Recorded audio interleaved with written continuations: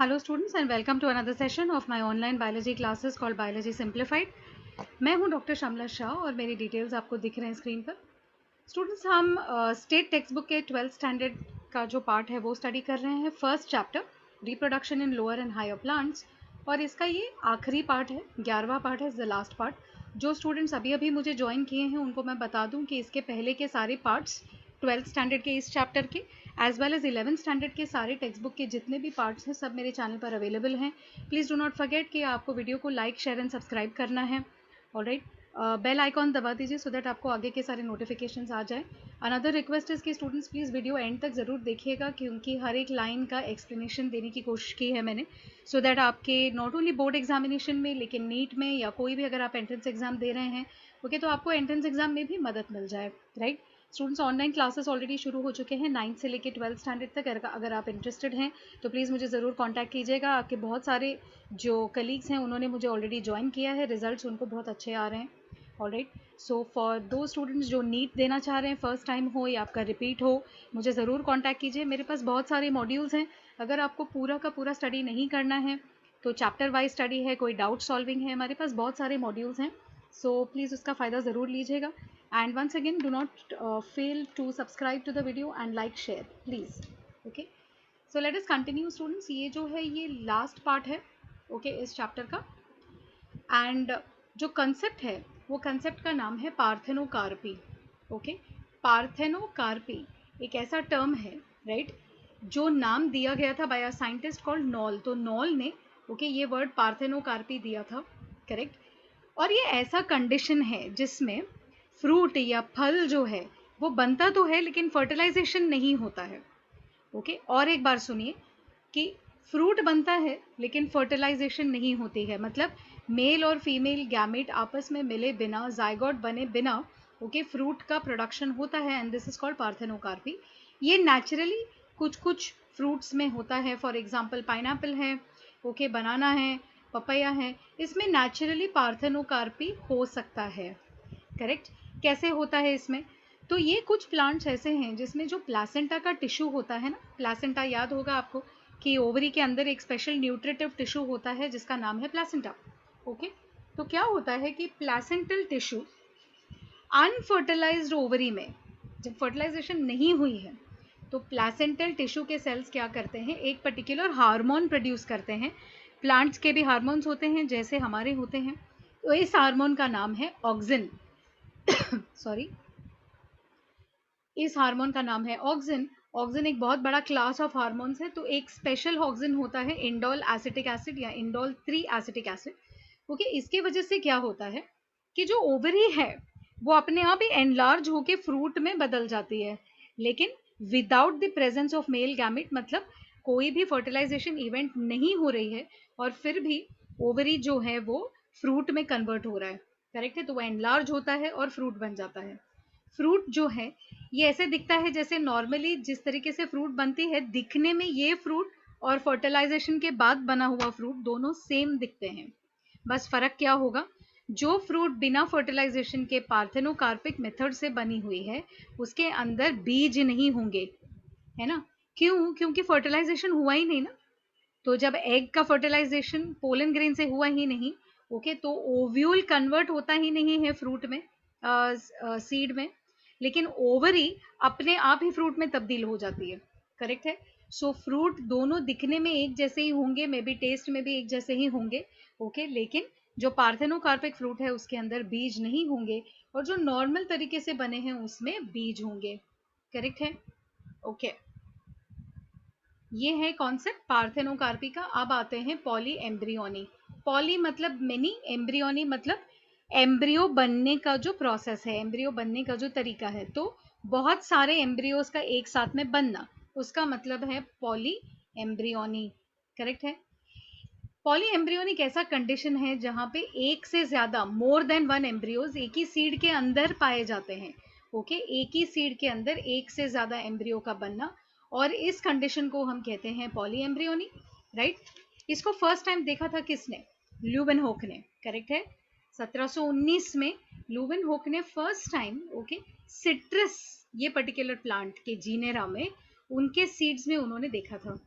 Okay, कि एक ही seed में बहुत सारे छोटे छोटे एम्ब्रियो हैं, right, more than one embryo in a single seed, और इसके वजह से बहुत सारे एम्ब्रियोज हैं, इसीलिए बहुत सारे छोटे छोटे सीडलिंग्स या प्लांट्स आ सकते हैं, एक एम्ब्रियो से एक प्लांट, करेक्ट है।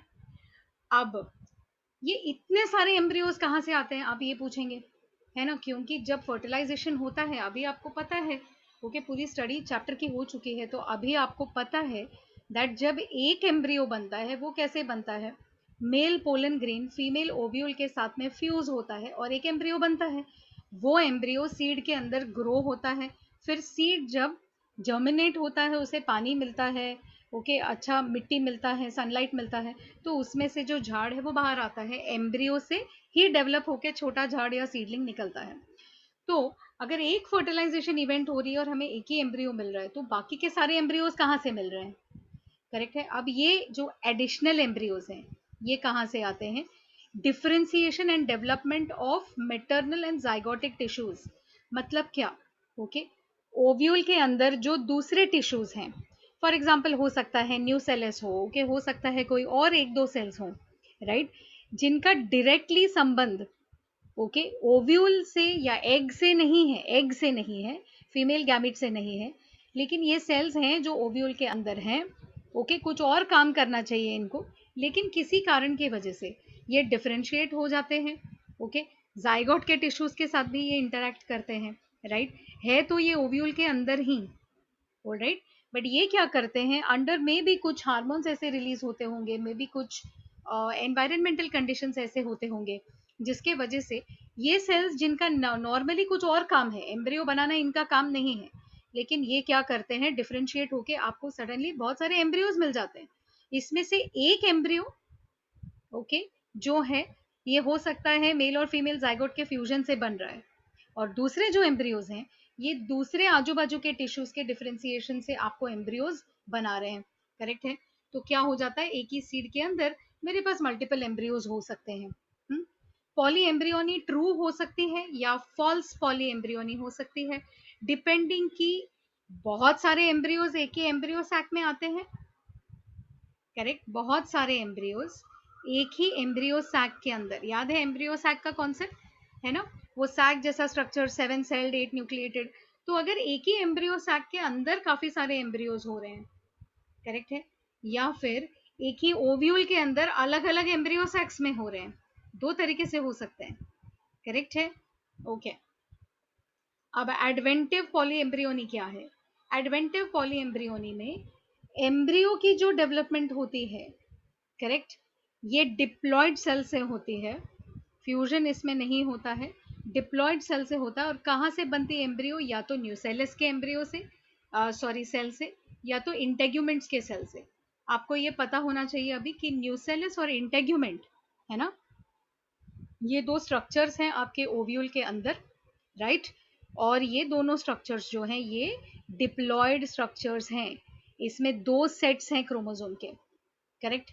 ये हो गया adventive polyembryony. Again once again मैं आपको एक्सप्लेन करती हूँ, एडवेंटिव पॉलीएम्ब्रियोनी में क्या हो रहा है, ओके, ओव्यूल के अंदर जो न्यूसेलस है या तो जो इंटेग्यूमेंट्स हैं उनके सेल्स, है ना, उनके सेल्स डिफरेंशिएट होते हैं और वहां से आपको एम्ब्रियो का फॉर्मेशन होता है। प्लीज नोट कीजिए कि इसमें मेल एंड फीमेल गैमेट का कोई भी फ्यूजन नहीं हो रहा है, ये डायरेक्टली डिप्लॉयड सेल्स से एम्ब्रियो बन रहा है, करेक्ट है। Cleavage poly embryony second type की पॉली एम्ब्रियोनी है, करेक्ट है, जहां पे पहले जाइगोट बनता है, नोट कीजिए ये, हाँ, पहले मेल एंड फीमेल गैमेट्स मतलब पोलन ग्रेन और जो एग सेल है एम्ब्रियो सैक के अंदर उनकी फ्यूजन हो चुकी है, प्रो एम्ब्रियो पहले बन गई, जाइगोटिक प्रो एम्ब्रियो बन गई, और फिर प्रो एम्ब्रियो अचानक से बहुत सारे छोटे छोटे हिस्सों में डिवाइड या बढ़ जाती है, okay. So after fertilisation, fertilisation हो जाने के बाद जो जाइगोटिक आपके पास सब्सटेंस रहती है, ओके, वो जाइगोट स्प्लिट अप होती है या प्रो एम्ब्रियो स्प्लिट अप होती है बहुत सारे छोटे पार्ट्स या यूनिट्स में, और अब हर एक पार्ट और हर एक यूनिट एक अलग से एम्ब्रियो बनाता है, it develops into a special और अ डिफरेंट एम्ब्रियो, करेक्ट है। तो ये जो है, ओके, इस तरीके के एम्ब्रियोनी को या पॉली एम्ब्रियोनी को हम क्लीवेज पॉली एम्ब्रियोनी बोलते हैं, करेक्ट. सो प्लीज रिमेंबर दो टाइप्स, एडवेंटिव ओके जिसमें एम्ब्रियो डायरेक्टली डिप्लॉयड सेल से इंक्रीज या डिप्लॉयड सेल से बनता है, क्लीवेज ओके जिसमें पहले जाइगोट बनता है, फिर जाइगोट छोटे हिस्सों में बंटता है और हर हिस्सा आपको एक एम्ब्रियो देता है. करेक्ट है. पॉली एम्ब्रियोनी का होना इतना इंपॉर्टेंट क्यों है प्लांट के लिए, राइट right? एक ही सीड के अंदर जब मल्टीपल एम्ब्रियोज होते हैं ना स्टूडेंट्स, तो ऑटोमेटिकली क्या लॉजिक आप लगा सकते हैं कि चांसेस बढ़ जाती है ना प्लांट के सर्वाइवल की. एक ही एम्ब्रियो है, अगर उसको कुछ हो गया तो मर गया, खत्म हो गई बात, राइट. लेकिन अगर एक ही सीड में मल्टीपल एम्ब्रियोज हैं तो वो एम्ब्रियोज जगह जगह पे जा सकते हैं और चांस ऑफ सर्वाइवल जो है उस प्लांट का वो इंक्रीज होता है. पॉली एम्ब्रियोनी सर्वाइवल चांसेस को इंक्रीज करता है. Okay. Nucellar adventive poly embryony, nucellar मतलब न्यूसेलस के टिश्यू से जो एडवेंटिव टाइप की पॉली एम्ब्रियोनी होती है, इसका बहुत इंपॉर्टेंस है हॉर्टिकल्चर में. Horticulture is the cultivation of plants okay जो फ्लावरिंग प्लांट्स हैं फॉर देयर फ्लावर्स. करेक्ट है. तो इस तरीके के जब कमर्शियल चीजें हम करते हैं तो हमारे लिए बहुत अच्छा हो जाता है कि अगर न्यूसेलर एडवेंटिव पॉली एम्ब्रियोनी होगी. क्यों स्टूडेंट जरा सोचिए, why nucellar is of advantage और क्यों नहीं क्लीवेज. जरा सोचिए, सोच के देखिए आप आंसर दे सकते हैं क्या. देखिए पॉली एम्ब्रियोनी तो दोनों जगह हो रही है, मतलब मेरे पास एक्स्ट्रा एम्ब्रियोज तो हैं ही, है ना, तो सर्वाइवल का प्रॉब्लम नहीं है. लेकिन देखिए जहां हमें एक ही तरीके का प्लांट बार बार ग्रो करने में एडवांटेज मिलता है, मान लीजिए कि मैं जस्ट आपको रैंडम एग्जांपल दे रही हूँ, मान लीजिए कि एक रोज का प्लांट है, उसमें से बहुत ब्यूटीफुल फ्लावर्स निकलते हैं और वो फ्लावर्स को मैं काट करके उनको कमर्शियली बेच रही हूँ. करेक्ट है. अभी अगर ऐसे रोज में मुझे पॉली एम्ब्रियोनी मिलता है तो बहुत अच्छा है ना, क्योंकि एक ही सीड से मुझे बहुत सारे एम्ब्रियोज मिलेंगे, मुझे बहुत सारे प्लांट्स मिलेंगे. लेकिन लेकिन ओके अगर ये एडवेंटिव टाइप की पॉलीएम्ब्रियोनी होनी होगी, मतलब ये न्यूसेलस के टिश्यू से बनने वाली पॉलीएम्ब्रियोनी होगी, तो इसका एडवांटेज क्या होगा, ये मेरे ओरिजिनल प्लांट का एग्जैक्ट क्लोन होगा. Can you understand this. ये एग्जैक्ट क्लोन होगा. क्यों? क्योंकि एडवेंटिव पॉलीएम्ब्रियोनी में जाइगोट का फ्यूजन नहीं होता है, दो पेरेंट्स के जीन्स की मिक्सिंग नहीं होती है. जो फर्स्ट पेरेंट है या प्रिंसिपल पेरेंट है उसी के न्यूसेलस के सेल्स डायरेक्टली मुझे पॉलीएम्ब्रियोनिक कंडीशन दे रहे हैं. करेक्ट है. तो अगर मुझे एक ही प्लांट की क्वालिटीज को मेंटेन करते जाना है जनरेशन जनरेशन जनरेशन तक, तो मेरे लिए एडवेंटिव या न्यूसेलर टाइप की जो पॉलीएम्ब्रियोनी वो बहुत बहुत ज्यादा फायदेमंद है. जाइगोटिक होगा तो चांसेस क्या होंगे कि बाहर से कोई गैमिट आ रहा है, हो सकता है उसका रिजल्ट अच्छा हो सकता है कि रोज की क्वालिटी खराब भी हो जाए, चांस फैक्टर है. Okay. So that is why horticulture में या कमर्शियल एग्रीकल्चर में पॉली एम्ब्रियोनी न्यूसेलर टाइप की एडवेंटिव टाइप की होगी तो हमारे लिए वो ज्यादा फायदेमंद है. Okay. I hope that you have understood. ठीक है.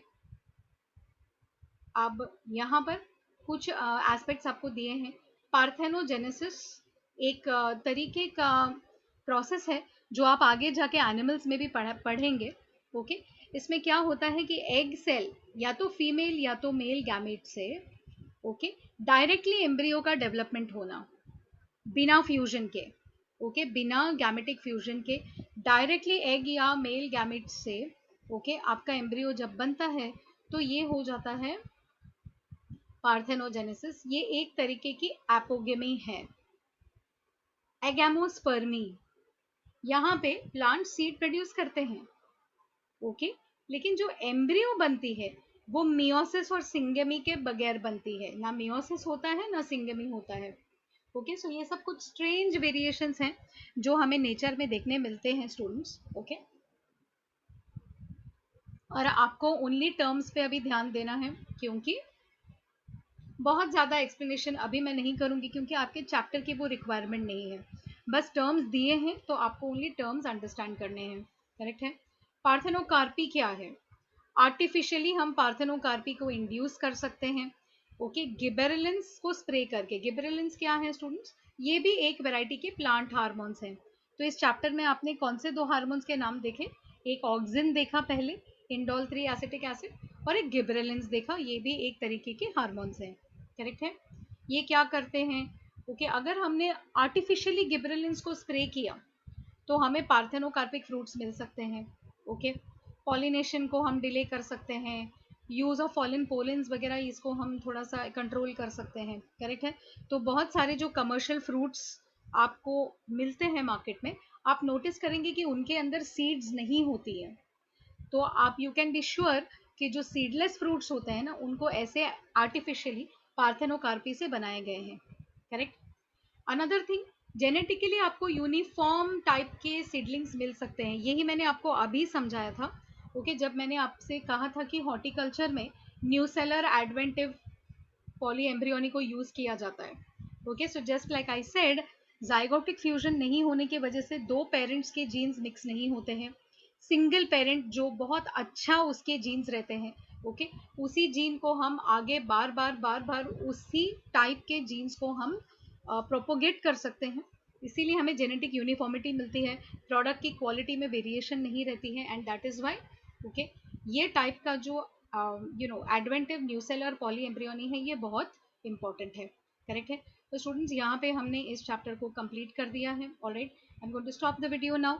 प्लीज़ डू नॉट फॉरगेट कि आपको video like share and subscribe करना है। Thank you very much all those students जो मुझे इतने साल भर से सपोर्ट कर रहे हैं। Okay, I am very happy to say कि अभी मेरे 407 सब्सक्राइबर्स हो गए। Thank you thank you thank you very much to all my subscribers, and please मुझे ये साल भी इसी तरीके से सपोर्ट करते रहिए। वीडियो को maximally like share and subscribe कीजिए। Thank you very much students, and keep studying.